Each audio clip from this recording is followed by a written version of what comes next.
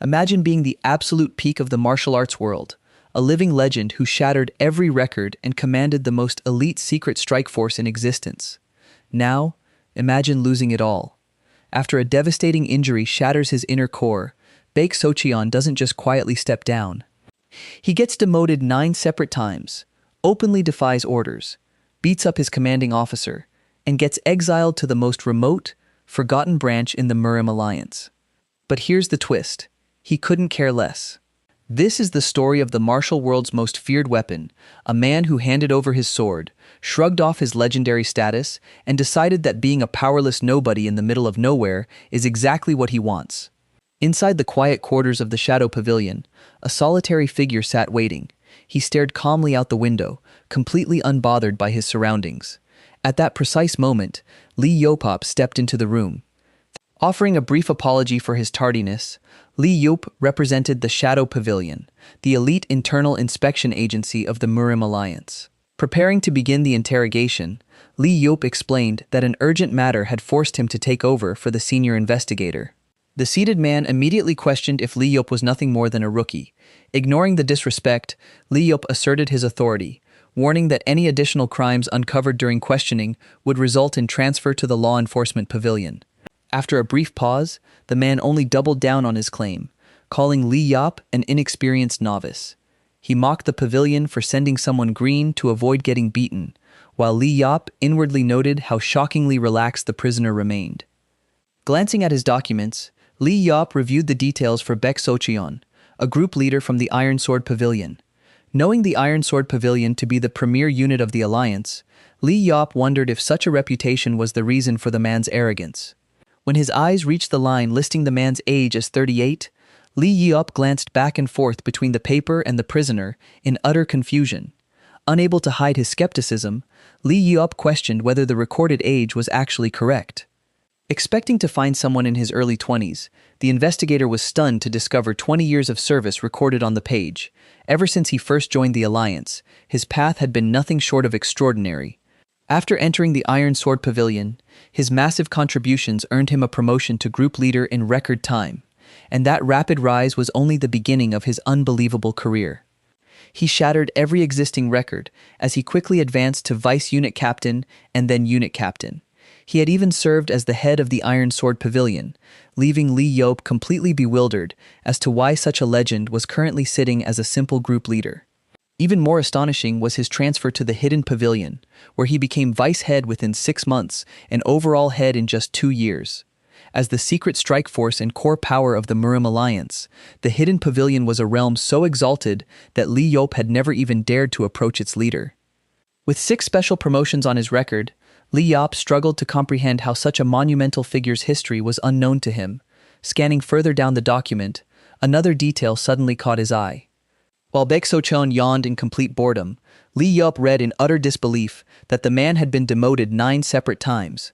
5 of those demotions stemmed from direct disobedience, accompanied by an appalling record of physically assaulting a superior officer. Surprised the warrior was even still alive, Lee Yop wondered why a rookie like himself had been sent to handle someone who warranted the attention of the Shadow Pavilion head. Recalling Baek Socheon's earlier taunts, the chilling realization hit Lee Yop that his superiors had assigned a novice specifically to avoid getting beaten up themselves. He quietly cursed his luck, wishing his superiors had at least warned him about what kind of monster he was dealing with. Yet knowing his own pavilion head was likely monitoring this room, he had no choice but to compose himself. As Lee Yop attempted to move on to the details of the incident, Baek Socheon dismissively questioned the purpose of an investigation if his sentence was already decided. Lee Yop brought up the strike mission assigned to Baek Socheon's group 2 days prior. He pressed on whether Socheon had outright refused the order, which Socheon calmly confirmed. When asked for his reasoning, Socheon cited an enemy ambush, prompting the investigator to inquire about any concrete evidence. Socheon retorted, asking if he was truly expected to march his men into danger just to prove a point. Conceding the logic, Lee Yop questioned how Socheon had known about the trap in the first place. Socheon chalked it up to pure intuition, leaving Lee Yop stunned that a direct command had been broken on a mere hunch. Lee Yop pointed out that their own field team found 0 signs of an ambush, to which Socheon countered that they simply lacked the skill to find them. As Li Yoap pressed him on whether he mistrusted the pavilion's investigative ability, Socheon did not hesitate to challenge him back. Socheon bluntly mocked the annoyed investigator, calling him a novice whose methods were a complete disaster. Li Yop insisted that orders must be obeyed regardless, but Socheon questioned if that held true even when it meant sending his entire squad to their deaths. Glaring sharply at the rookie investigator, Socheon challenged whether rigid authority truly mattered more than human lives. Inwardly, Li Yop reflected on how Socheon had earned consecutive special promotions within the Murim Alliance, a rare feat achieved only by the elite. Given a record that extraordinary, Li Yop realized Socheon's instincts might have actually been correct. Nevertheless, Li Yop formally addressed the leader of the Iron Sword Pavilion's third group.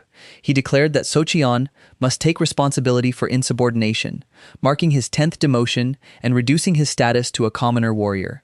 With a final word thanking him for his service, Li Yop turned and departed the room.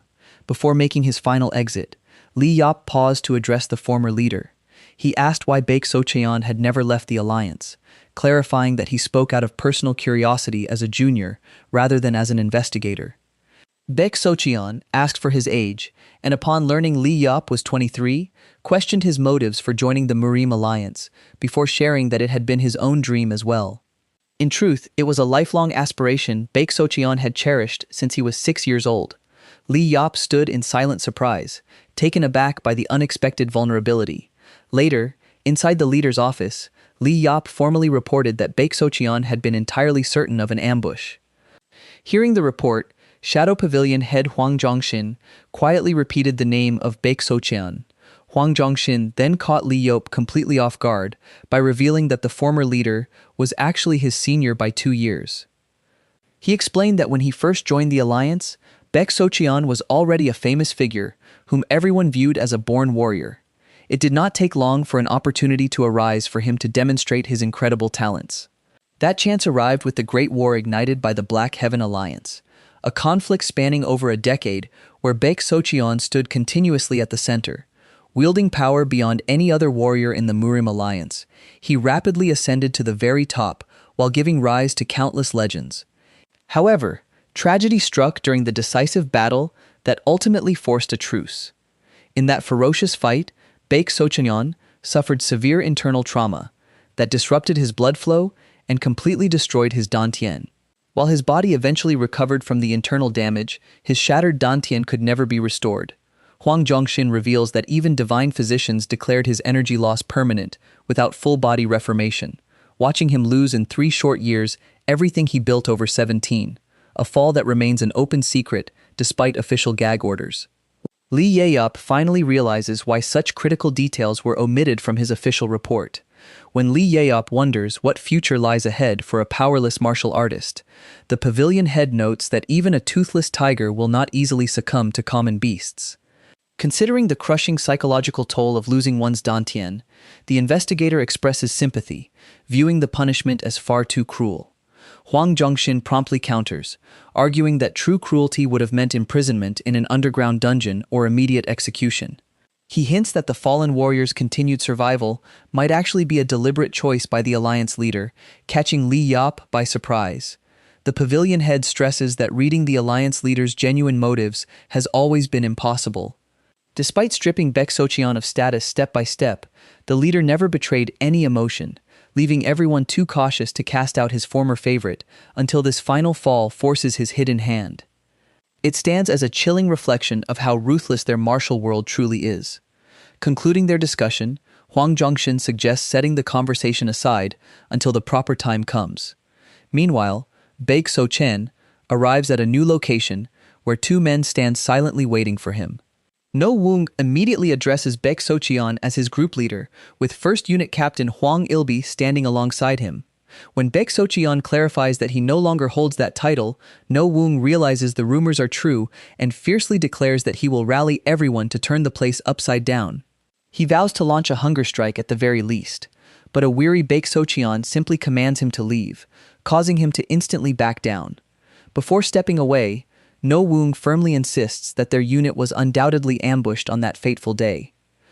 As he prepares to depart, he credits Baek Socheon for their survival and reaffirms his deep belief in his leadership, Watching him leave, Huang Ilbi remarks on his brash nature, noting that the outburst only stems from genuine concern. He then wonders why Baek Socheon has not taken his leave as well. After Baek Socheon corrects him regarding his title, Huang Ilbi inquires about what happened and asks if he will be allowed to remain in the pavilion. Baek Socheon reveals that he will be reassigned elsewhere, leading Huang Ilbi to criticize the Shadow Pavilion for their relentless rigidity. Their discussion is abruptly interrupted when a messenger arrives to inform Huang Ilbi that the pavilion head urgently needs to see him. Annoyed by the timing, Huang Ilbi bids farewell, dryly stating that he must go pay his respects to their actual leader. Baek Socheon calmly wishes him a safe journey as he takes his leave. Huang Ilbi makes his way swiftly across the pavilion grounds to report to his superior. Upon entering the room, Huang Ilbi announces his arrival and asks why he was called. Iron Sword Pavilion head Chung Yang vents his frustration, bitterly questioning why Baek Socheon refuses to simply leave the alliance on his own. Chung Yang turns to Huang Ilbi, demanding to know if he also suspects that the third group was intentionally sent directly into an ambush. Huang Ilbi finds the idea impossible, but Chung Yang points out how readily he seems to heed that man's every word.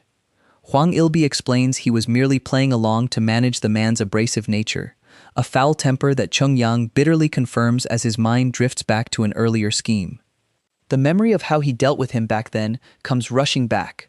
Chung Yang had orchestrated his reassignment to the distant Wencheng branch in Zhejiang, thrilled at the thought of never having to look at his face again. Though Huang Ilbi noted the extreme distance, Chung Yang boasted about pulling special strings to ensure he would remain stranded in the boondocks for the rest of his life. Huang Ilbi listened to his leader with a somber, heavy expression. In silence, Huang Ilbi regretted that he could not abandon his own family to follow the exiled commander. As Baek Socheon prepared to leave the palace behind, Huang Ilbi quietly wished for him to rest well in scenic lands and eventually make his return. Journeying across the country, Baek Socheon finally reached his remote assignment in Zhejiang province.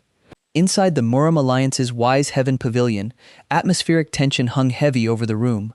Piles of reports warned of contact between the Black Heaven Alliance and the Foreign Blood Cult, along with the restructuring of unorthodox factions that threatened an escalating risk of war after 3 quiet years. Strategist Sama Iljung called out to the Grand Strategist outside his door. After asking for permission to enter, Grand Strategist Jegal Hyun warmly welcomed him inside. Sama Iljung reported that Baek Socheon had packed 6 bags and officially left the alliance to take up his new assignment at the Wencheng branch in Zhejiang. Though Jegal Hyun acknowledged that he was already aware of the move, Sama Iljung admitted that he still found the whole situation difficult to comprehend. He cleared his throat, marveling uneasily at how far things had unfolded. He remembered back to when he first joined as a strategist, a time when Baek Socheon stood at the absolute pinnacle of martial artists as head of the Hidden Pavilion. Beyond his incredible skill, so many people throughout the alliance had looked up to him as a savior and an idol. Because of that heroic legacy, his sudden downward spiral was something no one could truly process. He had watched Baek Socheon walk a path toward his own destruction, eventually hitting the absolute bottom. Sama Iljung struggled to understand how anyone was supposed to make sense of such a legendary figure abandoning the headquarters. Grand strategist Jegal Hyun quietly noted that truly understanding another person is never an easy task. He then shifted the focus back to pressing matters, asking if Sama Iljung had received clearance to enter the Strategic Command Center. Sama Iljung admitted that his clearance was still pending, but Jegal Hyun simply instructed him to follow. Exercising his own authority, the Grand Strategist decided to move the timeline up by 1 full month, leaving Sama Iljung stunned before he eagerly complied. Together, they stepped into a crude wooden lift and began their deep descent into the earth. Their path took them far below the foundations of the Wise Heaven Pavilion. As Sama Iljung navigated the subterranean passage, it appeared to be nothing more than a simple, shadowed hallway. In reality, it was laced with lethal mechanisms impassable to ordinary men, vigilantly guarded by hidden warriors. They emerged into the secret Strategic Command Center, a massive facility where personnel sorted critical intelligence, forming the true core of the Murim Alliance. He recalled the rumors surrounding this hidden sanctum, whispering of a monumental record stored within. Catching sight of the document, Sama Iljung stood completely frozen in shock. Jegal Hyun sternly warned that revealing what he saw carried the penalty of immediate execution, prompting a desperate pledge of absolute secrecy. Laid out before them was the legendary record known as the Murim ranking list. The document detailed the realm's top figures, from the Alliance leader Aksogun at rank 1 and Black Heaven leader Yom Huashin at rank 2, to the Sword Emperor Yang Chan at rank 3 and Mad Snake Beomchong at rank 4, extending all the way down to rank 100. Seeing it with his own eyes confirmed that the mythical list, ranking the ultimate masters of the Central Plains, truly existed. Breaking the silence, Jegul Hyun inquired if Sama Iljung was aware of who had once stood at the very top of that ranking. Sama Iljung pondered the grand strategist's sudden inquiry as a startling realization began to form in his mind. He wondered if the legendary figure at the top of the rankings could truly be Baek Socheon. Jegul Hyun confirmed his suspicion, recalling how Baek Socheon had held the absolute first rank in the alliance for several years before his debilitating injury. He explained that despite losing all internal energy, Baek Socheon was kept at the very bottom of the list purely out of respect for his former greatness. At that very moment, official records were altered to strip Baek Socheon of his position as team leader. His standing was formally downgraded to that of a commoner warrior assigned to a distant regional branch. Shortly after, a group of martial artists stepped into Baek Socheon's path and asked him to stop. They made it clear that they were carrying out direct instructions from the alliance leader. Baek Socheon quietly questioned if there was still anything left for them to demand from him. The warriors hesitated for a brief moment, feeling the weight of their unpleasant duty. They delivered the order to confiscate the famed Ghost Shadow Sword previously bestowed upon him.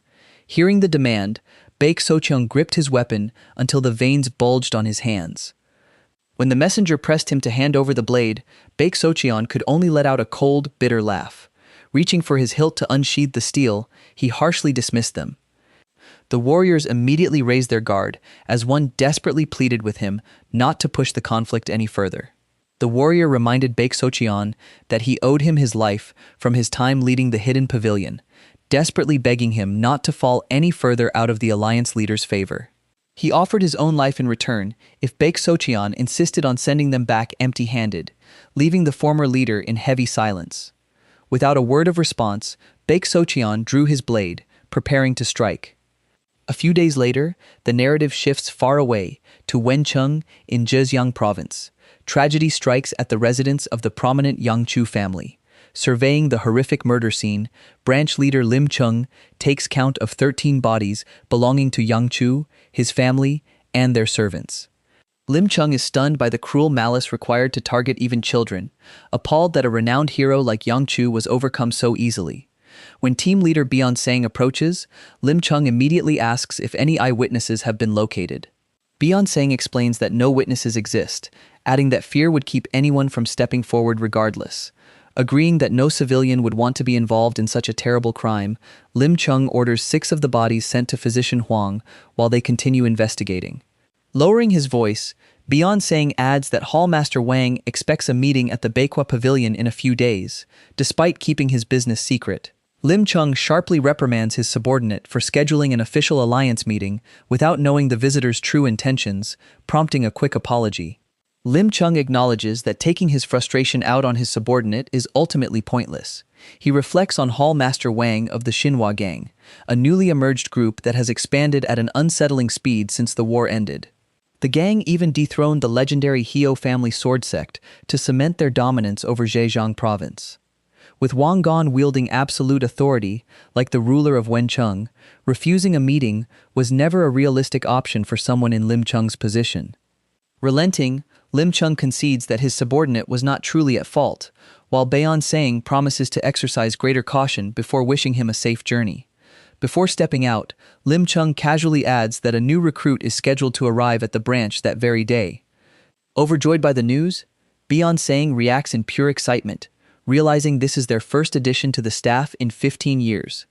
Lim Chung advises treating the newcomer gently, guessing the person was likely demoted for offending higher-ups, to which Byeon-sang happily promises royal treatment to lighten his workload. Meanwhile, quiet anticipation settles over the Wencheng branch of the Murim Alliance. Moments later, the front door swings open, signaling an arrival. Spotting the figure at the entrance, Byeon-sang expresses surprise at how quickly the newcomer has made it to the branch. Stepping inside with complete composure, Baek Socheon politely greets his new superiors and introduces himself. Lim Chung unrolls the official directive from the alliance leader, reading that Baek Socheon was stripped of his squad leader title for insubordination and demoted to a commoner warrior. Discovering the impressive former status of their new recruit leaves Lim Chung completely stunned. Beyonce cannot wrap his mind around the idea that their new member was once a team leader in the 2nd Iron Sword Pavilion. His disbelief deepens as he reads further, shocked to discover that the man standing before them is already 38 years old. Certain there must be a mistake on the documents, Beyonce questions the paperwork, while Lim Chung wonders if the youth learned the legendary Ju-on youth preservation technique. Baek Socheon indifferently lets them believe whatever eases their minds, prompting Lim Chung to ask how such a high-ranking elite was demoted to a remote countryside branch. Socheon casually replies that he simply must not have lived a diligent life to end up in such a spot. Skeptical of his insincere response, Lim Chung asks if he is merely offering empty pleasantries. Turning the question back onto the leader, Socheon asks how Lim Chung himself ended up reassigned so far from the center of power. When Lim Chung insists he worked diligently despite his demotion, Socheon calmly retorts that he must have simply lacked the actual talent. Instead of taking offense, Lim Chung bursts into laughter, thoroughly amused by the former leader's impressive audacity and intriguing character. Appreciating the newcomer's relaxed insolence, the branch leader decides to press him further with a direct inquiry. He looks Socheon in the eye and asks about the current state of his martial prowess. Socheon openly admits that while he was once a capable warrior in days gone by, those days are long past.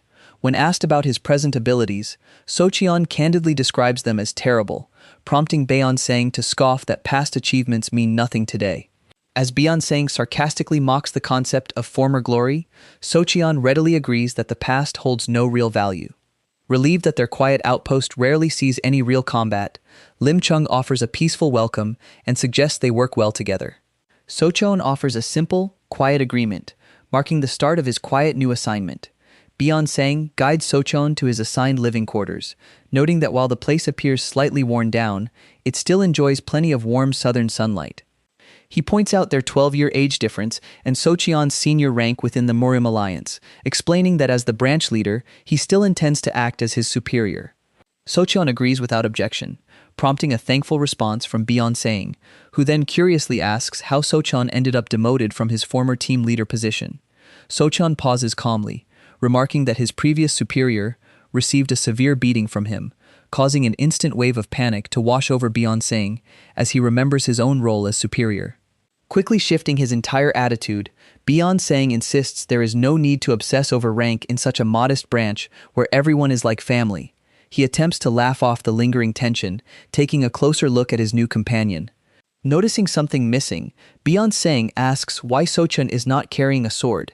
Having naturally assumed every warrior holds a blade, Beyonce presses for an explanation, while Socheon reacts with mild indifference. Beyonce asks if he practices an entirely different discipline of fighting instead. Socheon makes it clear that he has no intention of using any martial arts at all. Thanking him for the tour, Socheon prepares to turn in, prompting Beyonce to tell him to get some rest. With their conversation concluded, Beyonce takes his leave and exits the room. Far away from the branch, martial artists present the formidable Ghost Shadow Sword that was confiscated directly from Socheon. Inside a lavish establishment, an attendant informs branch leader Lim Chung that Hallmaster Wang is waiting for him. As a woman escorts him through the hall, Lim grows irritated at being abruptly summoned to a private room without any explanation. He finds Wang's refusal to visit the Murim Alliance branch insulting, recognizing the same arrogant behavior from when Lim first took office. Disgusted by Wang's endless condescension, Lim's mind drifts back to his recent questioning of Yang Chu's close associates. He recalls speaking with Master Zhou Jin, who insisted that Yang Chu seemed perfectly normal a month prior and claimed ignorance of any enemies.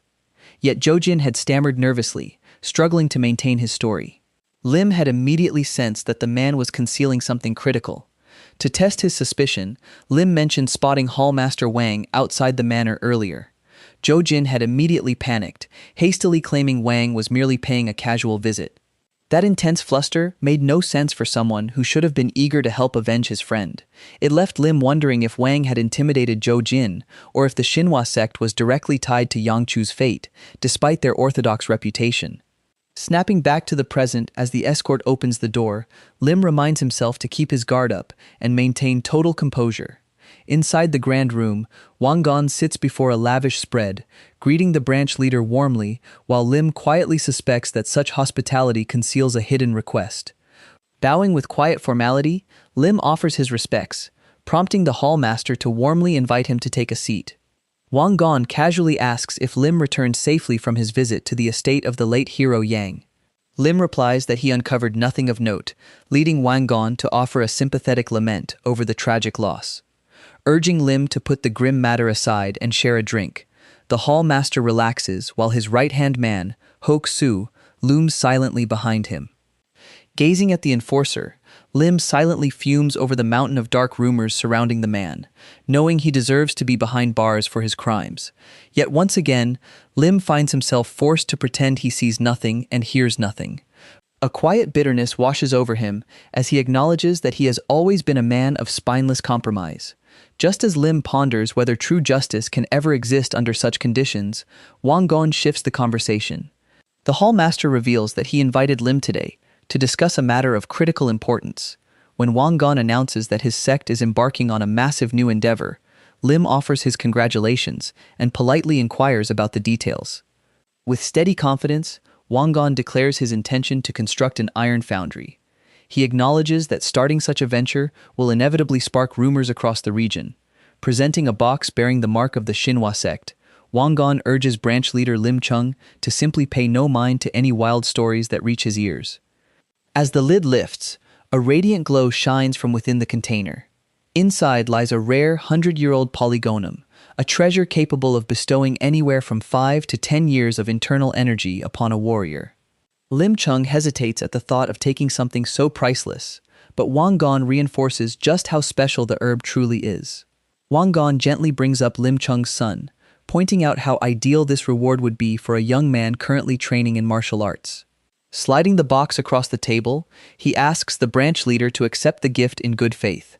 Meanwhile, Baek Socheon sits quietly at his desk, sifting through official documents. Team leader Byeon Sang reflects on the new recruit, admitting that while Socheon's background with the Iron Sword Pavilion initially caused concern, his efficiency over recent days has proven undeniable. Relieved to finally have a capable newcomer around, Byeon Sang turns his attention to a file Socheon hands over. Socheon highlights multiple complaints of harassment regarding the Taejong gang, all submitted by the exact same individual. He advises gathering the reports together to forward to the Zhejiang branch division, so official orders can be issued. Baek Socheon criticizes the glaring inefficiency, pointing out that a local criminal group should be easily handled by the personnel already stationed there. Byeon Sang immediately pushes back, explaining that the Taejong gang is no ordinary target since their leader trained in martial arts and built a formidable reputation in his youth. Socheon bluntly asks if the team leader is taking payoffs from the syndicate, sparking an immediate and defensive denial.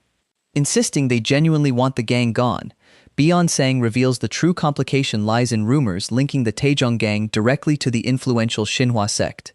He elaborates that the Xinhua sect holds dominant power across Zhejiang province, adding that even the previous branch leader was removed after crossing them. As Byeon Sang warns that provoking the gang will draw the sect's wrath, Socheon dryly cuts in and suggests that accepting bribes might actually be a better option. The unexpected remark leaves the team leader utterly speechless. Socheon doubles down, noting that as warriors of the Murim Alliance, appearing corrupt is far preferable to looking like spineless cowards who are afraid to act. He leaves the sharp sting of his words hanging, challenging their entire sense of duty and pride. Shortly after, Byeon Sang recounts the entire humiliating exchange to branch leader Lim Chung. When Lim Chung questions why he failed to offer any defense, Byeon Sang can only sigh in frustration, admitting he was completely paralyzed from saying anything back. Lim Chung suggests that his past desire to join the Iron Sword Pavilion made the encounter intimidating, urging him not to let it weigh on his mind. Byeon Sang immediately rejects the excuse, insisting his old ambitions had nothing to do with his reaction. The painful truth was that he stayed silent simply because the newcomer was entirely correct. He remembers Baek Socheon scolding them as martial artists in name only, claiming that taking bribes would look better than hiding in fear. That stinging rebuke left him filled with deep self-loathing, almost wishing he were corrupt instead of a coward. Lim Chung tries to soften the blow, telling him not to take such harsh words from a newly arrived outsider to heart. Unable to suppress his frustration, Beyond Saying demands to know if they should simply eradicate the Taegong gang rather than looking away forever. Lim Chung shuts him down, warning that while the underlings are petty thugs, their boss is far beyond what Beyond Saying can handle, leaving the team leader bitter over his own weakness. Told to rest up for tomorrow's patrol, Beyond Saying quietly accepts the directive and stands up to take his leave. Before stepping out, he pauses to advise his branch leader to call it a night soon as well. Watching him depart, Lim Chung softly mutters that he and his team leader are standing on completely different levels.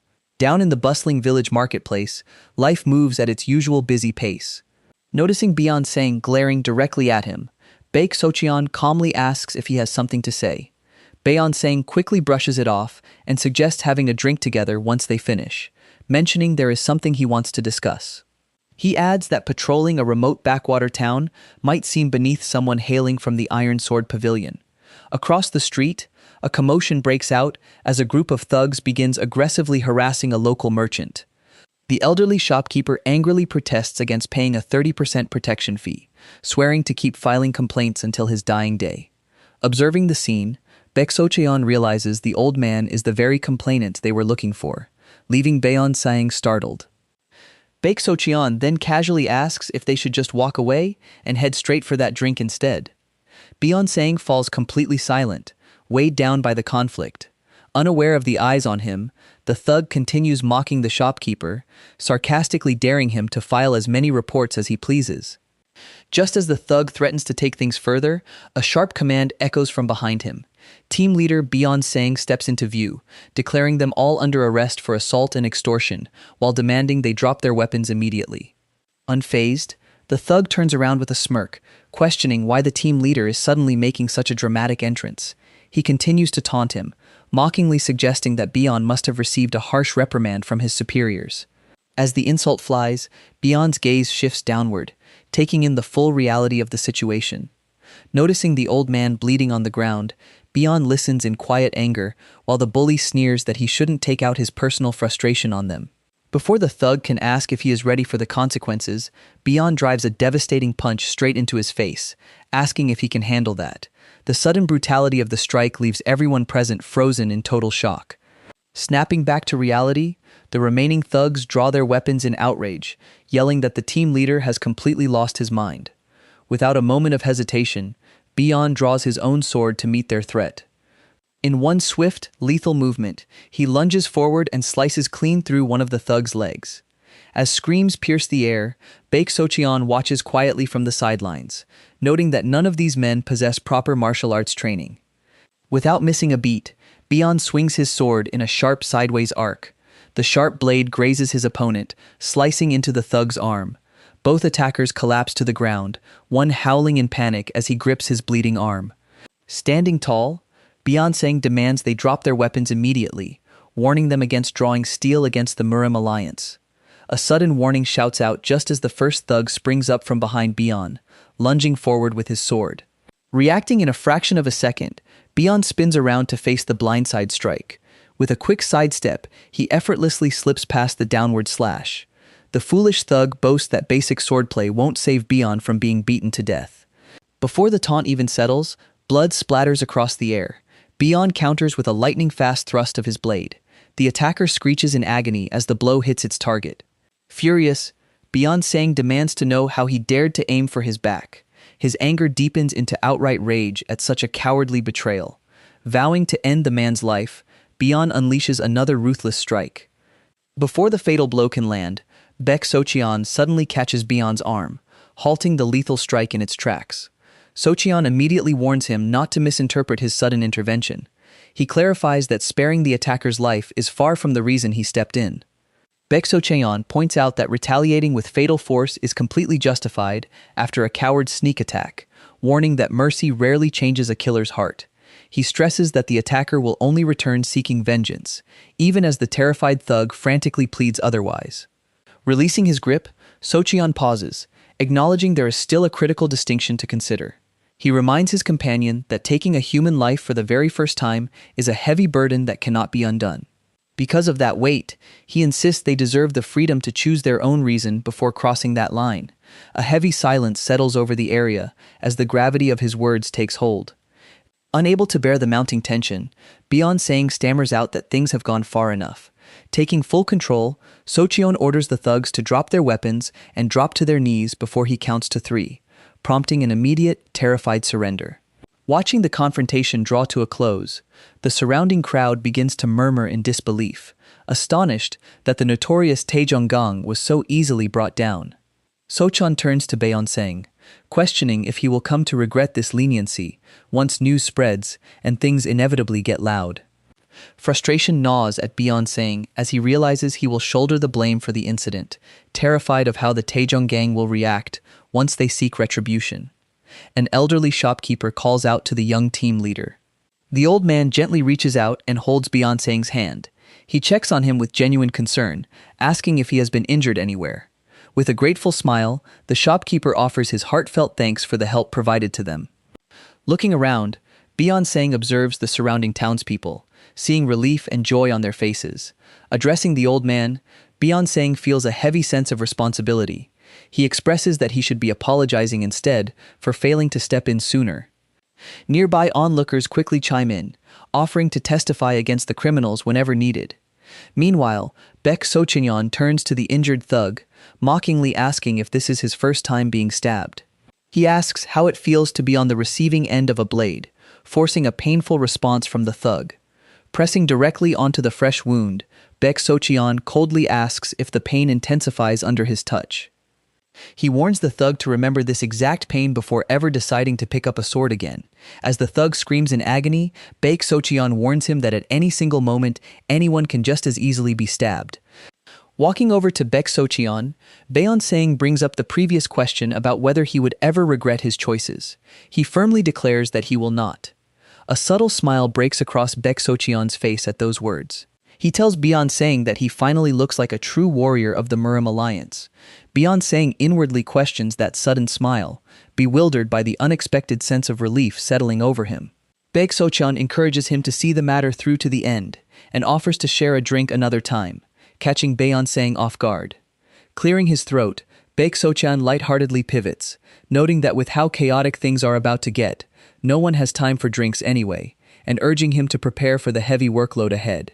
Sometime later at the Wencheng branch of the Murim Alliance, branch leader Lim Chung erupts in fury, berating team leader Baeon as a complete fool.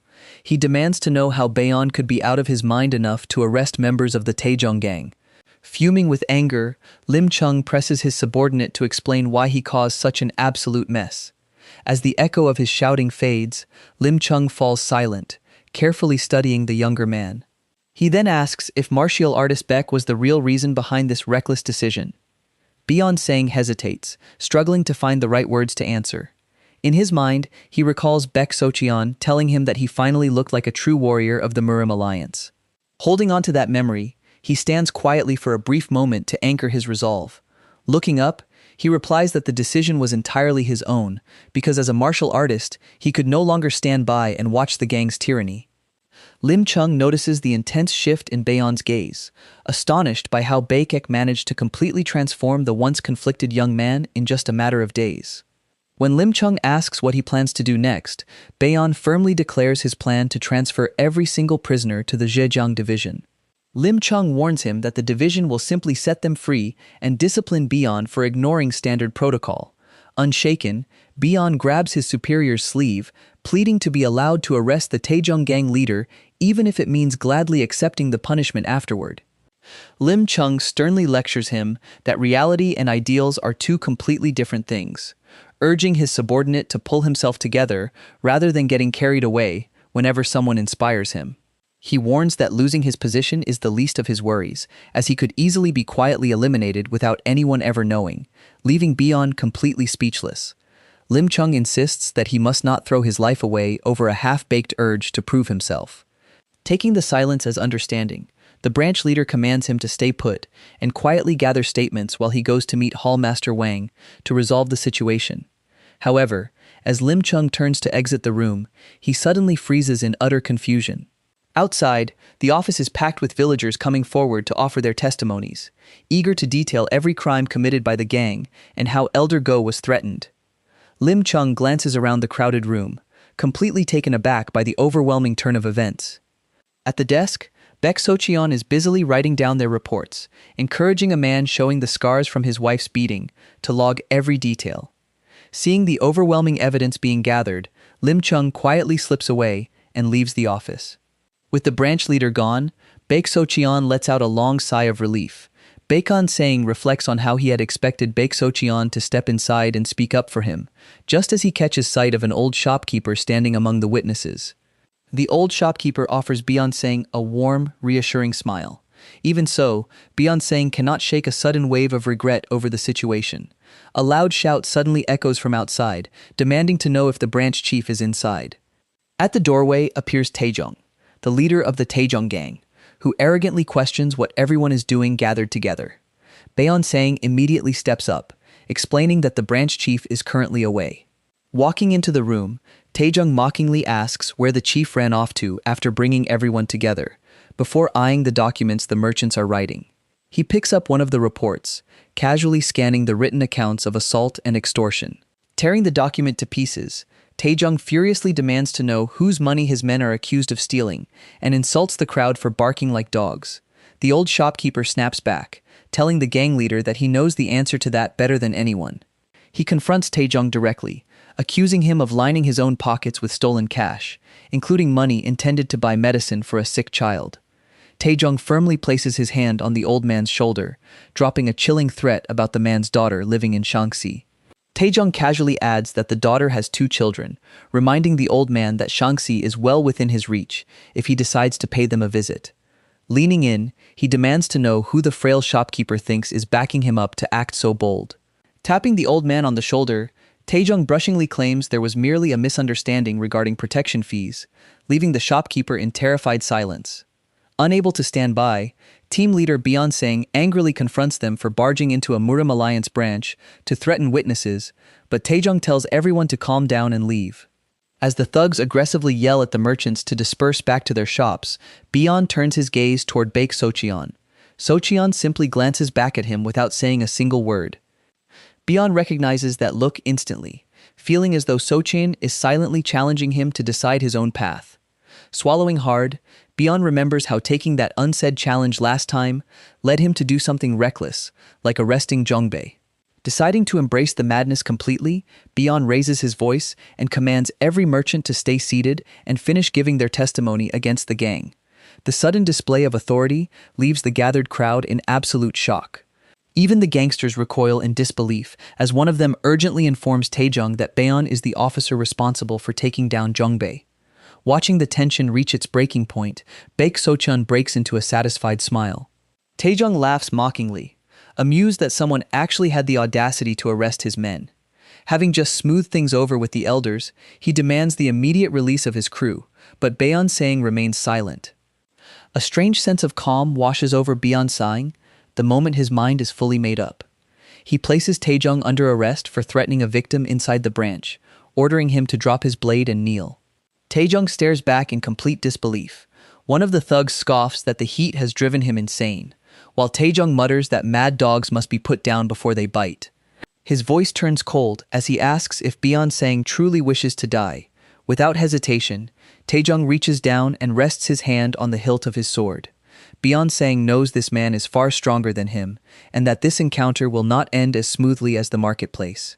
Sitting calmly across the room, Baek Socheon intervenes, warning Taejong that drawing his sword will cost him his life.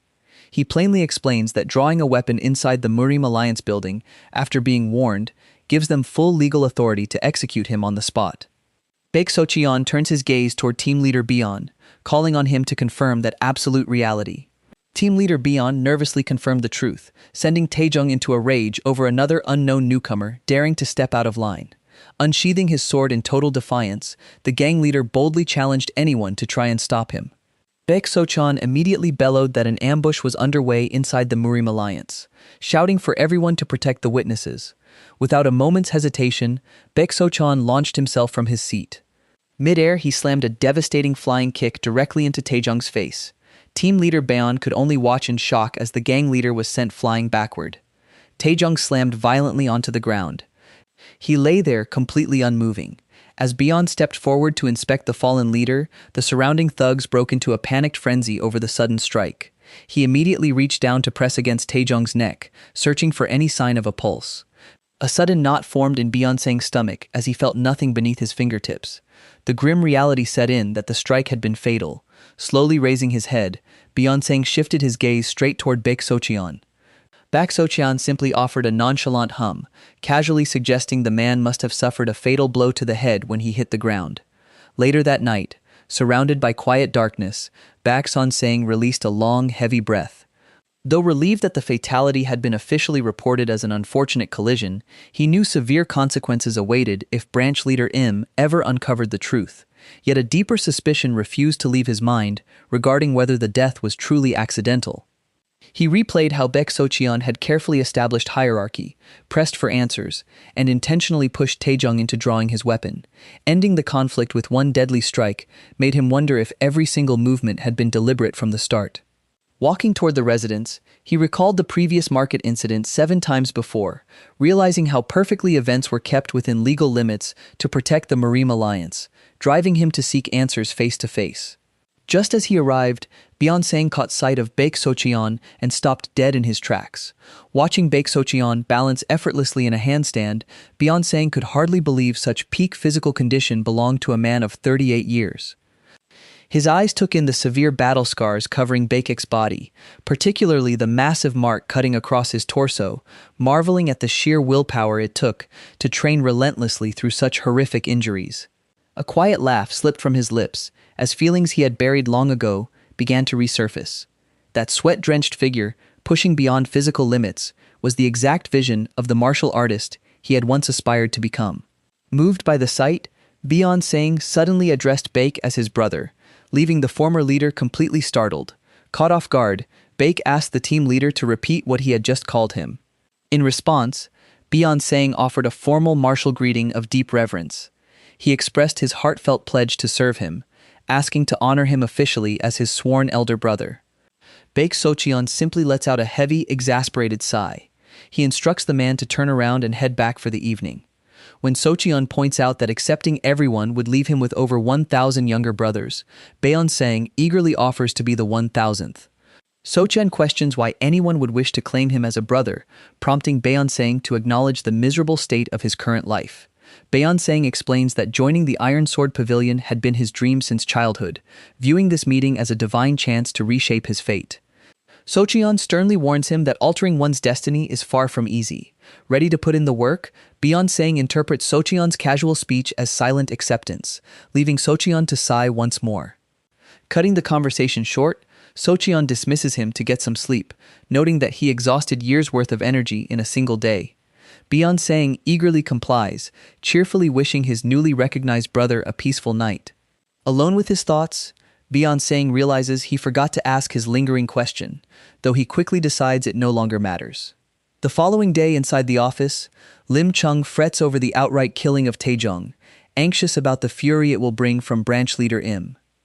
Yet through his obvious frustration, Lim Chung reflects that the drastic turn of events might actually work out to their benefit. Beyonce questions if it truly benefits them, pointing out how the Taejong gang brazenly crossed the line by storming their branch and leaving themselves with no defense. Lim Chung considers it a stroke of luck that he returned before meeting with Hallmaster Wang. Even so, he finds it hard to believe that a man like Taejong would be foolish enough to initiate a direct assault on the branch. Suspecting a trap, Lim Chung asks Baek if he intentionally set up the whole situation, though Beyonce points out that Taejong had a notoriously foul temper. Stepping in, Beyonce firmly defends Baek, asserting that his new sworn brother was simply upholding the laws of the Murim Alliance. Lim Chung recoils in surprise upon hearing Beyonce address Baek so intimately.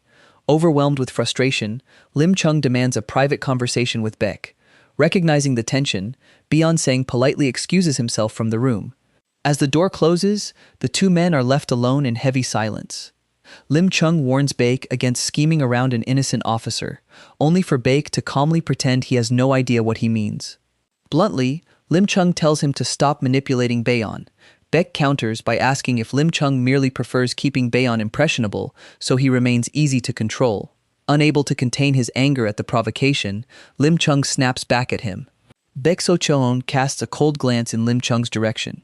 Unwilling to back down, Lim Chung glares right back at him. Exhaling deeply, Lim Chung dismisses him, allowing Baek So-cheon to step outside. Left alone, Lim Chung breathes a sigh of relief, realizing how close he came to speaking his true thoughts aloud. He admits to himself that the young newcomer managed to thoroughly rattle his composure. Meanwhile, word of the incident begins to spread rapidly across the bustling marketplace. Local residents gossip about how Taejong went to retrieve his men, only to die after taking a single kick from a newly appointed rookie. As a carriage cuts through the main road, onlookers express disbelief, wondering how a mere beginner could overpower someone like Taejong, unless it was pure misfortune. Inside the carriage, South Hall Master Wang Gon hears about the chaotic mess that erupted during his absence. Wang Gon scoffs at the foolishness that allowed local merchants to celebrate, just as Hok-soo mentions that branch leader Im paid a visit while he was away. Outraged by the update, Wang Gon openly questions how branch leader Im could fail so miserably at controlling his subordinates. Hyuk-soo points out that the only person capable of taking over Taejong's role is Jong-bae, who is currently locked away in the Murim Alliance dungeon and offers to go request his release from branch leader Im.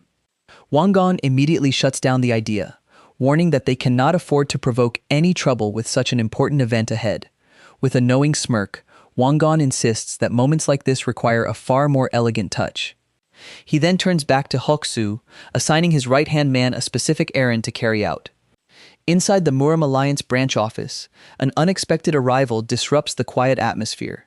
A messenger informs branch leader Lim Chung that his wife has arrived to see him, taking him completely by surprise. Moments later, his wife steps directly into the office. Approaching her, Lim Chung wonders what could have brought her all the way there, especially accompanied by their young son, Chan. She hesitates briefly, before revealing that an urgent delivery prompted her sudden visit. She explains that strange men barged into their home and handed her a package, leaving her too fearful for Chan's safety to remain there alone. A heavy stillness settles over the office as the gravity of her words hits. Lim Chung takes the mysterious box from her hands while she anxiously asks if something dangerous is taking place. Met only with his strained silence, she calls out to him with growing concern. Shaking off his shock, he insists that everything is fine and urges her to take Chan back home without delay. Nearby, Baek So-cheon looks up from his reading, taking note of the strange box. Fixing his eyes on the container in Lim Chung's hands, So-cheon remarks that a uniquely sweet fragrance reaches all the way across the room. He immediately identifies the distinct aroma as belonging to a rare, century-old herb. Gently patting his son's head, Lim Chung asks Chan to escort his worried mother home, and the boy readily obeys. Once his family is out of sight, Lim Chung bids them a silent farewell. Pure fury instantly takes over, the veins on his face bulging from intense anger. Seething at the open provocation, he realizes this threat leaves him no middle ground. He must either bow to their demands or place his loved ones in direct danger. His thoughts flash back to his past encounter with Hall Master Wang Gon. He remembers politely declining the offer back then, outraged that the Hall Master would still dare to push him into a corner like this. Snapping back to the present, Lim Chung storms out in rage, announcing his intention to confront Wang Gon directly. Watching him leave, a confused Beyonce wonders why his leader is suddenly so furious with Hall Master Wang, turning to ask if Baek So-cheon plans to follow. Baek So-cheon questions how well Beyonce truly knows his commander, pointing out that a warrior reacting so fiercely to a century-old medicinal herb indicates either a bribe or a direct threat. He adds that since Lim Chung flew into a rage without even opening the gift, he must have refused it once before, and targeting his family now means a serious conflict is brewing. Stunned that Baek So-cheon identified the rare herb instantly, Beyonce brushes his astonishment aside, realizing his branch leader is in grave danger and that he must hurry after him. Yet confronting Wang Gon means facing Hok-soo, a master operating on an entirely different level than the Taejong. Knowing Hok-soo possesses a vicious streak and slaughters without second thoughts, Beyonce realizes heading in alone would only lead to his own demise alongside his leader. Hesitating, he turns to ask Baek So-cheon if he intends to come along. Baek So-cheon bluntly questions why he should bother. When Baeon Sang protests that a comrade is in danger, Baek Socheon cold-heartedly reminds him they have only worked together for a few days. Desperate, Baeon Sang insists on their close connection, but Baek Socheon warns him that while he clings to such delusions, his branch leader slips deeper into peril. The harsh reality hits Baeon Sang instantly. Grisly images of Lim Chung being brutally beaten flash through his mind. Panicking, he turns to rush toward the exit, driven mad by anxiety. Yet right at the doorway he stops dead in his tracks, questioning why he is begging for a favor. Pivoting back around, he asserts his authority, framing his request as an official order from a superior officer to move out immediately. Baek Socheon simply echoes the word order with complete calm. A wave of panic suddenly hits Baeon Sang as he remembers that Baek Socheon was demoted in the first place for physically assaulting a superior officer. As Baeon Sang desperately cries out about insubordination, Baek Socheon coolly points out that despite being the younger brother, he speaks like a commanding officer. Meanwhile, branch leader Lim Chung arrives at Wangon's domain, where the Shinhwa sect hallmaster slyly notes how effective the century-old herb he sent turned out to be. Wangon offers a casual welcome, completely unfazed by the visible anger radiating from his guest. When Lim Chung asks if he has been keeping well, Wangon bluntly admits that he has not, adding that the branch leader knows the reason better than anyone. Maintaining his composure, Lim Chung firmly states that the matter involving the Taejong gang was handled strictly according to official Murim Alliance regulations. He forcefully slams a wooden gift box onto the table, making it clear that he came with the sole intention of returning it. Wangon feigns offense, explaining that the offer was meant to compensate him for releasing the Taejong gang members, and was meant specifically for his son. With a sly smirk, the hallmaster pushes further, asking if the refusal is simply because the boy is not his biological child. Pushed past his limit by the provocation, Lim Chung fiercely warns Hallmaster Wang to guard his tongue. Hook Soo mockingly remarks on the beauty of Lim Chung's second wife, crude enough to wonder how much patience it takes to raise another man's child, piquing Wangon's wicked curiosity. Boiling with fury, Lim Chung firmly grabs the hilt of his sword and curses them both. At that exact moment, Hook Soo unsheathes his blade without hesitation. He slashes forward in a flash, missing Lim Chung's lethal point by a hair's breadth. With cold steel held directly against his throat, terror paralyzes Lim Chung. Hook Soo calmly suggests ending his life and disguising it as an accident, just like Taejong, while Wangon mockingly ponders who would take the blame. Wangon then excitedly proposes pinning the death on the monster who slaughtered the Yangchu family, framing it as an elimination of someone digging too deep. A chilling shock hits Lim Chung as he realizes Wangon himself is the culprit behind the Yangchu massacre.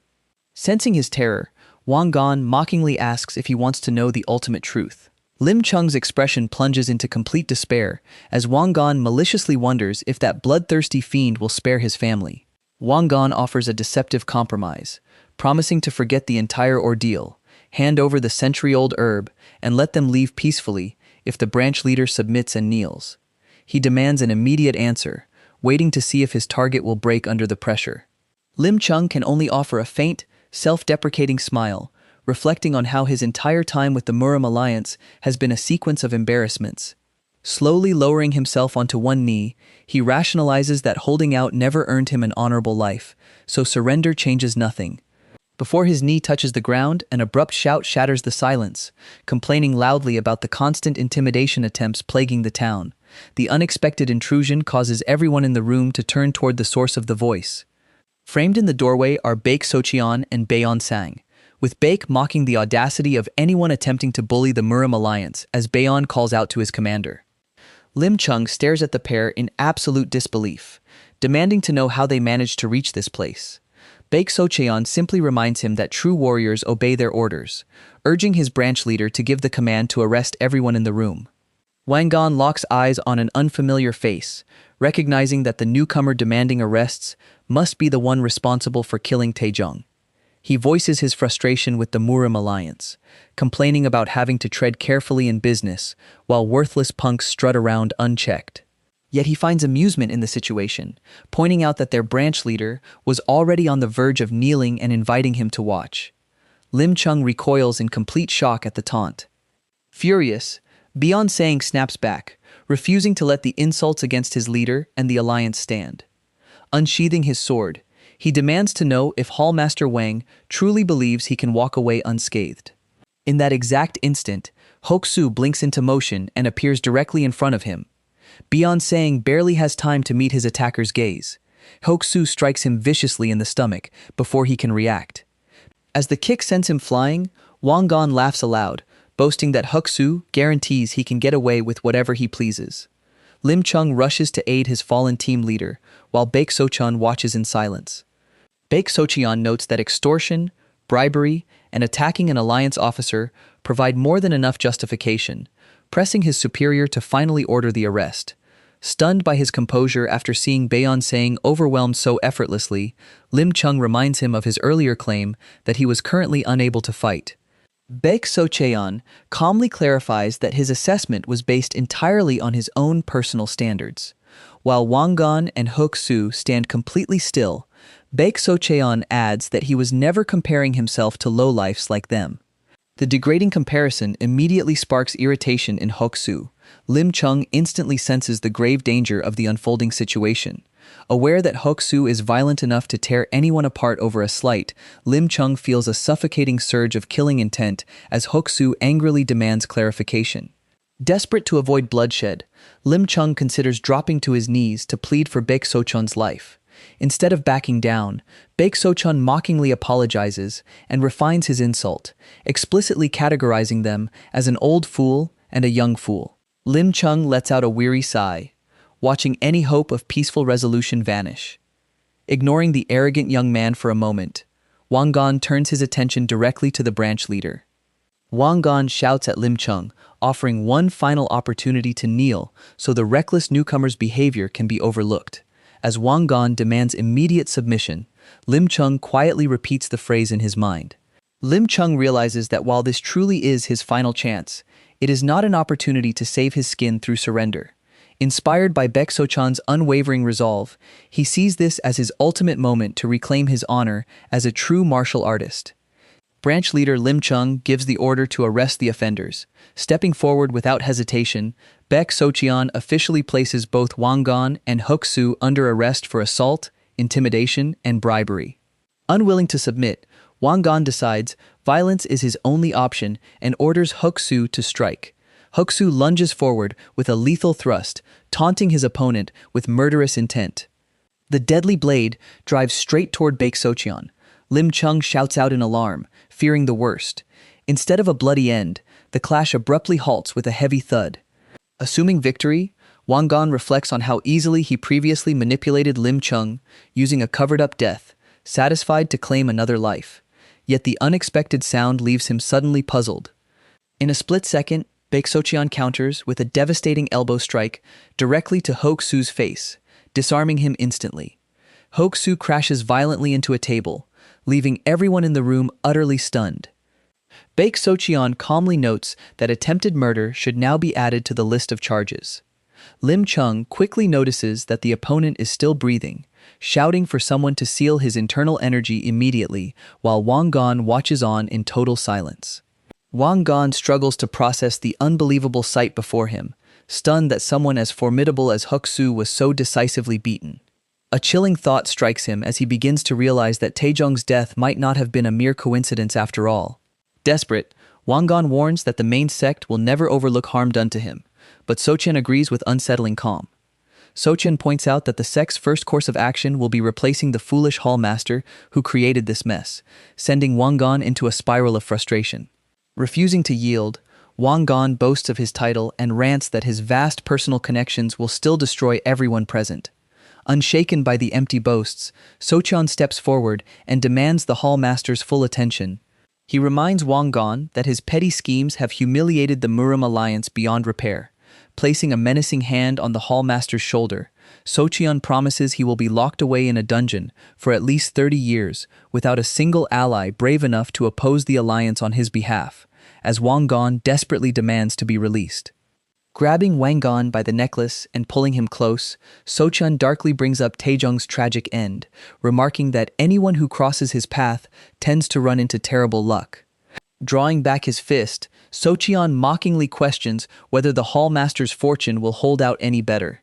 He unleashes a powerful punch directly into Wangan, pummeling him instantly. The sheer impact sends Wang Gan launching backward into the air. He crashes heavily onto the hard ground below. Turning away from his defeated opponent, Socheon casually shifts his focus. He reports that, exactly as ordered, he has taken both of them into custody. Both Bian and Lim Chung stare in utter shock, completely unprepared for his swift resolution. As Socheon opens the door to take his leave, a sudden thought causes him to pause. He remarks that while charging in alone out of rage was foolish, refusing the bribe was commendable, leaving Lim Chung bewildered as to how he could possibly know. Lim Chung falls completely silent, unable to offer a word in response. As Bian glares toward the branch leader, Socheon adds that playing ruler in some slum must have made the Murim alliance look like a joke to him. Lim Chung wears a contented smile as the immediate tension settles. Bian looks back at his superior with an amused grin, teasingly asking how that backhanded compliment felt. Bian jokingly invites him to join as another sworn brother, but Lim Chung flusteredly cuts him off, ordering a full cleanup while panicking over the massive consequences of arresting high-ranking Xinhua sect figures. Sometime later, Baek Socheon makes his way back home. Heavy drops of rain suddenly begin falling around him. Reaching out an open palm to catch a drop, a sudden confusion takes hold. Gazing around in shock, he realizes that the liquid landing on his hand is pitch black. Before he can process it, a colossal dark tsunami surges up directly behind him. Looking down while completely drenched in the dark rain, his surroundings shift terrifyingly. He finds himself clutching the remains of his broken ghost shadow sword, deeply bewildered by its unexplained presence in his grip. Baek Socheon suddenly collapses to his knees, with a gaping wound torn through his stomach, leaving him entirely powerless. As agony overwhelms him, a solemn time frame of 3 years echoes through his mind. Resting helplessly in the palm of a giant blood-soaked hand, he remains confident that 3 years will be plenty of time. The monstrous fist violently crushes him into a splatter of blood, leaving behind a final assertion that his words will eventually prove to be the absolute truth. Baek Socheon abruptly bolts upright, wrenching himself free from the horrifying nightmare. He scrambles to his feet, catching his breath with a heavy exhale. Inspecting his chest to find his body completely unscathed, he shakes off the relief of realizing it was all just a brutal dream. A pair of desperate hands strain to hold onto the jagged edge of a sheer cliff.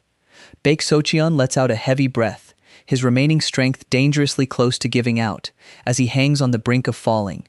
For 3 full years, he had forced himself through grueling training routines, remembering how satisfying it initially felt when his stamina first began to build. As his aching fingers begin to loosen, he is forced to confront the wall of his own physical limits. Yet he tightens his grip once more, well aware that trying to push past those boundaries felt like absolute agony. With one final surge of effort, he hauls himself over the ridge and collapses onto the ground, having maintained this life-threatening routine even after arriving at the Wencheng branch. Overwhelmed by the endless strain, his frustration finally boils over. He screams into the open air, declaring that he is completely done with this futile effort and swearing never to put himself through such torment again. Spent and lying flat on his back, he gazes quietly into the vast darkness of the night sky. Silence settles over the night as haunting memories begin to resurface. An ominous warning echoes in his mind, claiming that 3 years would be enough time for him to realize the bitter truth. He lets out a weary sigh, while a stray bark echoes in the distance. Pushing himself up into a seated position, he scoffs at the absurd memory. He vows to prove at all costs that those ominous words were complete nonsense. Reaching into his pack, he pulls out heavy metal braces. Baek Socheon winces at their crushing weight, yet knows that wearing them continuously is essential for his training. Alongside the gear, he retrieves an old, familiar manual. It is the immovable wisdom King Heart Law, a secret text he acquired back when he was hailed as the greatest under heaven. Despite studying it relentlessly to repair his dantian and recover his lost internal energy, it has yielded no results so far. Yet with no other options left, he knows he must keep pressing forward. With renewed resolve, he begins flipping through the ancient pages once again. As hours pass reading through the day, Baek Socheon finds himself frustrated by the cryptic phrasing, questioning its true meaning until a sudden realization strikes him. By late afternoon, quiet settles over the grounds outside his residence. Stepping outside, Socheon finds Baeon Sang standing near his doorway, waiting patiently. When Socheon inquires about the unexpected visit, his companion offers a warm, respectful greeting. Beyonce explains that he plans to begin his own training schedule starting today. Uncertain of where to start, he admits he came looking for guidance. Noticing Socheon has already completed his morning routine, Beyond hears him mention a restless night, prompting Beyond to share how capturing Hallmaster Wang and Huk-soo kept his own mind troubled until dawn. Socheon redirects the conversation, asking if he still intends to practice. Caught off guard, Beyond instantly agrees and snaps back to focus. Time passes quietly as the afternoon moves forward. Inside the branch office interrogation room, tension hangs heavy in the air. Wang Gon sits entirely alone in the dim space. Thick bandages cover his face, concealing the painful injuries from his recent battle. Suddenly, the heavy door swings open. A tall shadow falls across the floor as the newcomer formally announces that the interrogation of the Xinhua sect hallmaster will now begin. At the sound of the voice, Wang Gon's eye twitches with sharp instinct. He wonders if Baek Socheon has finally come to face him directly. Instead, branch leader Lim Chung steps forward, immediately reading off formal charges of bribery, assault, and intimidation. Wang Gon recognizes him at once, realizing who is behind the interrogation. Overwhelmed with anger, he slams his fist onto the table, demanding to skip the pleasantries. He fiercely denies every allegation against him, calling the claims and the mention of a 30-year sentence utter absurdity. Glares of fury burn in his eyes as he challenges whether the branch leader has forgotten who he is dealing with. Unshaken by the outburst, Lim Chung concludes that he will not confess willingly, declaring that he will be transferred to the Zhejiang branch division in a matter of days. Wang Gon scoffs in disbelief, eagerly agreeing to the transfer in confidence that someone at the branch will prove his innocence. Peeking into the room, team leader Beyonce interrupts the exchange to ask Lim Chung to step outside. Lim Chung turns his attention away from the captive toward his subordinate. He reacts with immediate shock upon hearing that the infamous heavenly poisonous snake has arrived. Beyonce explains that the branch division dispatched him specifically to handle the Yangchu family murder case. Frustrated by the terrible timing, Lim Chung demands to know where the visitor is, only for a voice to announce his presence from right behind them. Both men turn to see an approaching figure who directly questions why the arrest of Hallmaster Wang was never reported to headquarters. Lim Chung instantly recognizes Chun Yang-ho, the powerful first squad leader of the Zhejiang branch division, whose viper-like nature earned him a lethal reputation. Without waiting for an explanation, Chun Yang-ho demands to see Hallmaster Wang right away. Lim Chung and Beyonce freeze under the overwhelming pressure of his command. Shortly after, the encounter moves directly into the interrogation room. Facing Wang Gon, Chun Yang-ho brings up the fact that Huk-soo was taken down alongside Jinok. Chun Yang-ho notes that branch leader Im lacks the skill for such a feat, prompting Wang Gon to clarify that a newcomer was responsible, someone whose presence suggested ties to Yang-ho's own alliance. Unable to tolerate the oppressive cell for another moment, Wang Gon demands his immediate release. Acknowledging the request, Chun Yang-ho rises to his feet. Before he can step away, Wang Gon suddenly reaches out and grabs his hand. Wang Gon insists on an absolute guarantee of freedom, reminding him that years of faithful payments were meant for a moment like this. In response, Chun Yang-ho simply responds with a devilish smirk. Stepping out to meet branch leader Im, Chun Yang-ho addresses him directly. He explains that Hallmaster Wang denies every charge, claiming the arrest attempt was illegal, and threatening to report Im to headquarters for assault and false accusations. To keep the situation from escalating further, Yang-ho suggests that letting him go would be the wisest move. Lim Chung reacts with clear disbelief, questioning if Yang-ho truly trusts the word of a criminal over his fellow allies. With a light chuckle, Yang-ho assures him of his trust, though his tone quickly shifts. Fixing Lim Chung with a menacing glare, Yang-ho pointedly reminds him of the Xinhua sect's massive influence in the region, urging him to handle the matter quietly, as Lim Chung falls silent. Turning to walk away, Chun Yang-ho presumes that Lim Chung now understands the reality of their situation. Lim Chung boils with quiet rage, scoffing at the notion of brushing off such filth as a minor issue when he endured it all for this exact moment. Abruptly pausing mid-step, Yang-ho utters a soft realization as a new thought strikes him. He points out that apprehending Hallmaster Wang could not have been an easy task for them. Lim Chung retorts sharply, warning him not to look down on their division simply because it is a local branch. Yang-ho offers a dismissive, patronizing response, insisting he meant no disrespect. Waving his hand casually as he departs, Yang Ho advises him to think the matter over carefully. Standing nearby, Beyonce silently gazes at his branch leader with eyes full of sorrow. Turning around to face his loyal subordinate, Lim Chung shifts the atmosphere between them. He calmly asks how Baeon's morning practice went, surprising the younger man. As Baeon wonders aloud how his leader knew about his early training, Lim Chung's thoughts drift back to dawn. Earlier that morning, unable to sleep due to a restless mind, the branch leader had stepped outside into the cool air. Just as he began to feel a brief sense of calm, the rhythmic swooshing of a blade cut through the silence. There in the courtyard, he had quietly watched Baeon pushing himself through sword practice. It was Baek Socheon himself who actively guided Baeon through his intense training session. Lim Chung stood nearby, utterly caught off guard by what he was witnessing.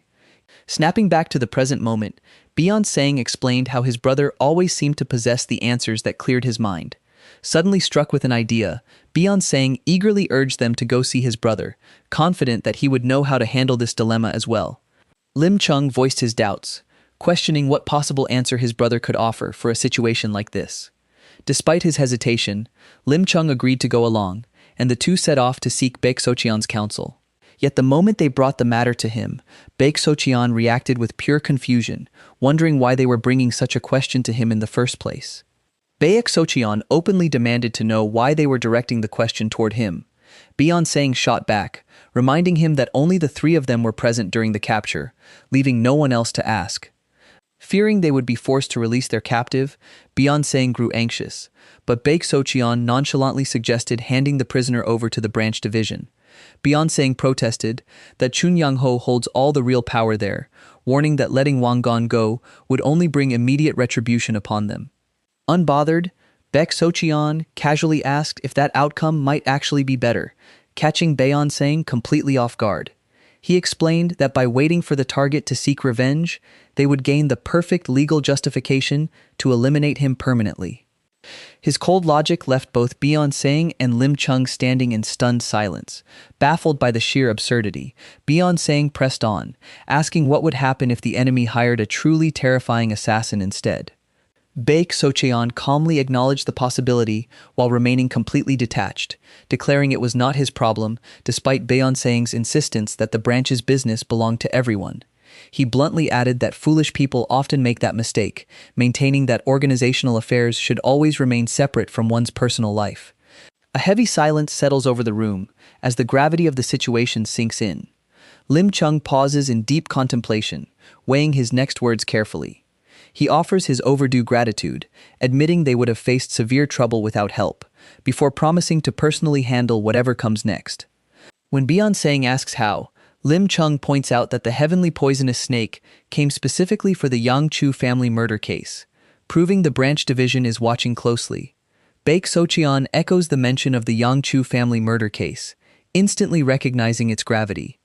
Lim Chung clarifies that the incident took place on the very day Baek Socheon arrived in town. He recounts how at dawn that morning, the entire household of the great hero Yang Chu was wiped out in a single night. He solemnly adds that even the children, who possessed no martial arts skills, were not spared. Tucking his hands away, Beyonce calls the incident horrific, questioning what any of this has to do with Hall Master Wang. A sudden, terrifying realization begins to dawn on Beyonce's as the pieces start coming together. Lim Chung confirms there is no doubt, revealing that Wang explicitly threatened to murder him and pin the Yang Chu family massacre on the culprit. Baek Socheon observes that no one could make such a specific threat on the spur of the moment without being directly connected to the crime. Lim Chung agrees, recalling how the head of the Zhou family was terrified during questioning, clearly coerced by the Xinhua sect. Beyonce wonders why a major power like the Xinhua sect would resort to such brutality, but Lim Chung stresses that securing solid evidence must come before understanding their motives. Beyonce immediately asks where they should begin searching for proof, leaving Lim Chung briefly hesitant. Baek Socheon steps in, hinting that someone out there has undoubtedly kept a close eye on the Xinhua sect for a very long time. As Socheon brings up the rival faction dethroned by the Xinhua sect's sudden rise, realization strikes Lim Chung, who immediately remembers the Hyo family sword sect. Recognizing that the enemy of their enemy could prove to be a vital ally, Lim Chung considers this a fortunate lead. Turning to take action, Lim Chung orders team leader Baeon to head out, while Baeon enthusiastically praises Socheon for having the solution, though Socheon warns that only the outcome will reveal if his advice brings help or harm. Undeterred, Baeon Sang remains completely convinced that every word Socheon utters is the absolute truth. As the pair heads off, Socheon quietly muses that if he were truly so good at finding answers, he would hardly be sitting around here. Time passes as the inquiry unfolds in the background. When the group gathers once more to discuss their findings, Lim Chung reveals that they successfully gathered critical information about Yang Chu from the Heo family sword sect. Lim Chung explains that after the Xinhua sect made the Iron Foundry venture its primary business, the head of the Heo family sword sect asked Yang Chu to investigate it, leading directly to his murder while probing their rival. However, without concrete proof, they are left with only circumstantial evidence, though the Heo family sword sect promised to give testimony if further evidence comes to light. Baeon Sang struggles to comprehend why investigating a rival sect would justify slaughtering an entire family, prompting Lim Chung to conclude that Yang Chu must have uncovered something far too dangerous. Baek Socheon adds that disguising the massacre as a personal grudge was likely a calculated warning, signaling the lethal consequences for anyone else who dares step out of line. Lim Chung further points out how bizarre it is to operate an iron foundry at the southern edge of Zhejiang province, where the complete lack of geographical advantage guarantees massive financial losses. Their discussion is suddenly interrupted when a messenger calls out from outside, summoning Baek to the interrogation room on behalf of First Squad Leader Chun. As Baek stands, recognizing the summons as an attempt to intimidate him, Baeon Sang urgently warns him against going, fearing the pressure could force him to say something catastrophic. Dismissing the concern as he steps out, Baek casually remarks that interrogation rooms feel more familiar to him than his own home, prompting an exasperated Baeon Sang to accuse him of boasting about his past. When Baek calmly mentions that only 2 of those 10 notorious evildoers are still alive and one was quite fond of drink, Baeon Sang insists this is hardly the moment for storytelling. Before Baeon Sang can lecture him further, Lim Chung steps in to quiet him. Lim Chung then suggests they follow close behind, reassuring his team leader that there is no need to panic. Inside a dimly lit room, First Squad Leader Chun Yang-ho begins interrogating Baek Sochun, expressing deep skepticism that Sochun's brother could have died from something as simple as a snake bite. Chun then presses for background information, asking if Socheon was formerly attached to the Iron Sword Pavilion. Socheon readily confirms his past, explaining that he served as a team leader within that elite group. Chun considers this, reasoning that holding such a position in the Morim Alliance's elite unit might explain how Socheon managed to overpower a warrior like Hyuk-soo while his guard was down. He emphasizes that knocking out Hyuk-soo in a single blow was no easy feat, as even Chun himself would struggle in direct combat against him. Shifting topics, Chun brings up how Sochun identified a century-old herb without ever opening its container, to which Socheon simply credits his keen sense of smell. When Chun acknowledges his remarkable nose, Socheon coolly responds that his eyesight is even sharper. Chun sternly instructs him to answer only what is asked, before bringing up the major disruption Socheon recently caused at the Xinhua sect. Although Chun warns that the sect might report him for excessive force, Sochun remains completely unfazed and welcomes them to try. Without missing a beat, Sochun pivots the interrogation, taking control of the conversation. He reveals intelligence about the Xinhua sect bribing 6 warriors within the Zhejiang branch division, directly asking Chun if he knows anything about the corruption. Chun firmly denies any knowledge and demands to know the source to verify the claim, but Socheon counters by asking if the source is truly what matters. Socheon points out that verifying the truth requires investigating the branch division warriors themselves, questioning whether an exposed informant would ever be left unharmed. Chun Yang-ho grudgingly admits that safety for such an informant is far from guaranteed. He adds that exposing Hallmaster Wang's crimes would inevitably drag down every warrior who accepted his bribes, which is precisely how justice should unfold. Internally, Chun realizes Socheon is far from ordinary, feeling as though the interrogation has been completely turned back on him, while recognizing how dangerous a target Wang chose. Unable to maintain control over the conversation, Chun rises from his seat. Clearing his throat, the squad leader abruptly cuts the discussion short, deciding to leave the matter unresolved for now. As Beyonce and Lim Chung step inside to inquire about the outcome, So Cheon warns them that they might face reports for using excessive force. Beyonce cautions that without hard evidence, Wang Gon and Huksu are almost certain to be released. Lim Chung steps in, promising to find a way to buy them precious time. Socheon rises to his feet as the branch leader insists he will manage to delay the outcome somehow. Without another word, Socheon turns and walks out of the room. Left behind, Beyonce places the full weight of the situation entirely on himself. Beyonce insists his decision to target the Taejong gang was the sole cause of this catastrophe. Baek Socheon immediately shuts down that guilt, shifting the blame entirely onto the greedy parasites who started it all. He points out that those men acted purely for personal gain, making self-blame completely pointless. With blunt honesty, Socheon warns him to stop being so naive before he turns into a total fool. Reassured by the harsh support, Beyonce turns with a bright smile and eagerly accepts his leader's words. A quiet moment settles between them as the reality of the situation sets in. The stillness lingers under the open sky. Later that night, a single carriage makes its way through the dark wilderness. Inside the cabin, First Squad leader Chun Young-ho is addressed by his traveling companion. Sitting opposite him, Wang Gon's son, Wang Woo, demands to know what scheme Im Chung used to make the arrest. Chun Young-ho reveals that Hok-soo was captured alongside him and badly beaten, leaving Wang Woo stunned that anyone could subdue such a fighter. Young-ho explains that a newly assigned member named Baek Socheon, formerly a team leader from the Iron Sword Pavilion, caught Hok-soo completely off guard. Wang Woo demands immediate action against the newcomer, but Chun Young-ho cautions restraint, warning that interfering now would only complicate his father's release.